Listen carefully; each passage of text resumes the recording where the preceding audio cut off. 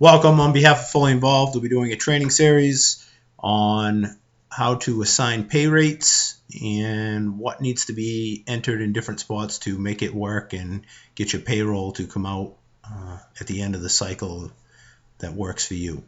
To start with, the first scenario we're going to do is a simple scenario where a department pays $10 an hour for everyone in the department that does any type of specific work. So the first thing you'd want to do is, if we said we're going to pay $10 an hour for every training that somebody comes to.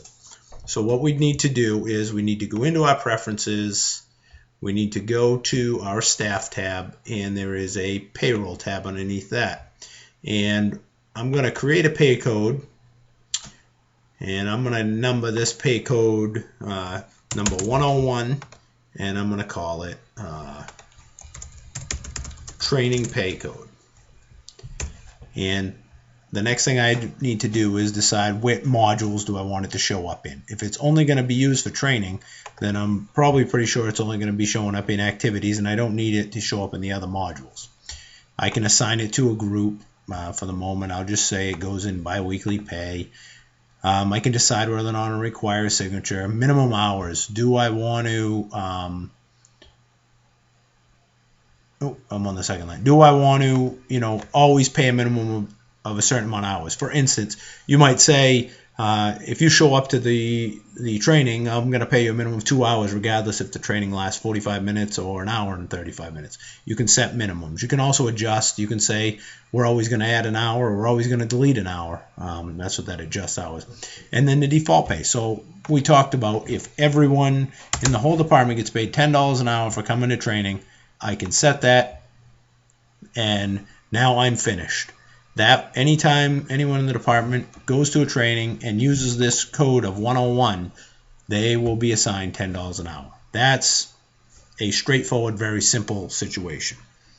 But now let's build that up to the next step, and let's say that I have a 30-person department and 25 of them get paid $10 an hour, but I've got 5 people that get paid $12 an hour.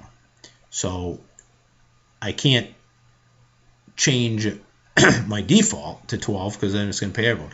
So what I can do is I can say, all right, I'm going to leave my default as 10, but then I'm going to go find those 12 people, and I'm going to itemize them and make them $12 an hour.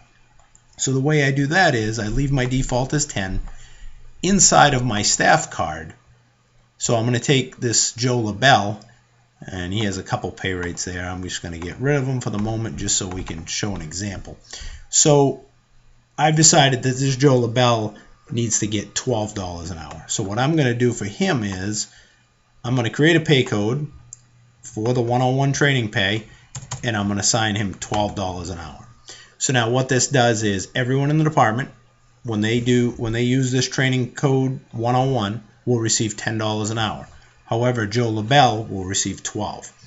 So basically, your preferences, the default is like the primary level, and then if you set a pay code in a staff card, that becomes the boss. So whenever you're putting an entry in, the first place it always goes to look is it goes to your staff card and says, all right, is there a pay code assigned? If it doesn't see one, then it goes to the default.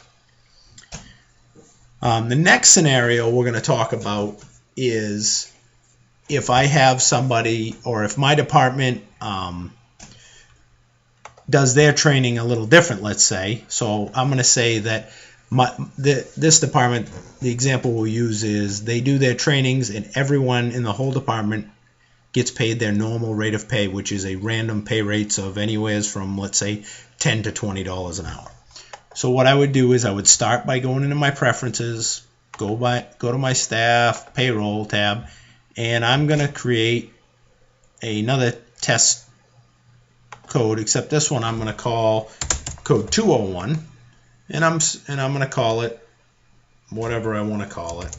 I'll call it training test 201, and there it is right there. And again, I want it in my training. I don't know what payroll I want it to show up in. But where this one is going to be everyone in the department receives a different rate, I'm going to leave my default empty. So now what this inclines me to do is I have to go to everyone's staff card and put those rates of pay in.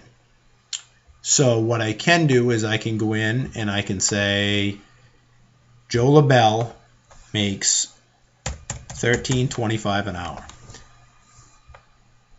If I itemize this out and say 201, he's going to make $13.25 an hour, but only for pay grade 201. If somebody else uses pay grade 101, there is no number here going to be assigned to it, and he won't receive, there'll be no dollars attached to it.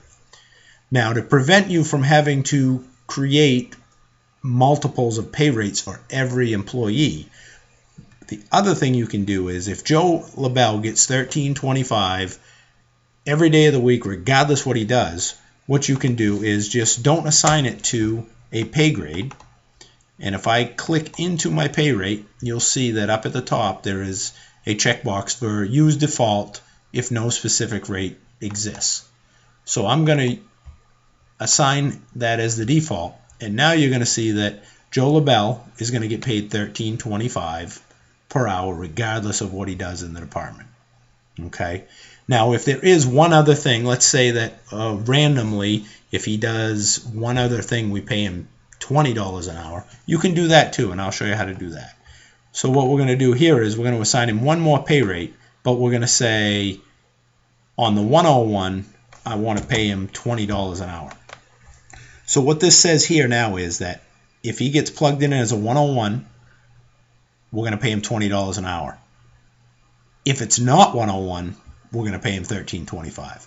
So this works out very good if you have a full-time employee or if you have people that need to be paid straight time versus time and a half. This is the way to do that, is you put their normal rate of pay in as a default and then create a code for a time and a half and then bump that pay rate, and that's one way that you can make that type of thing work.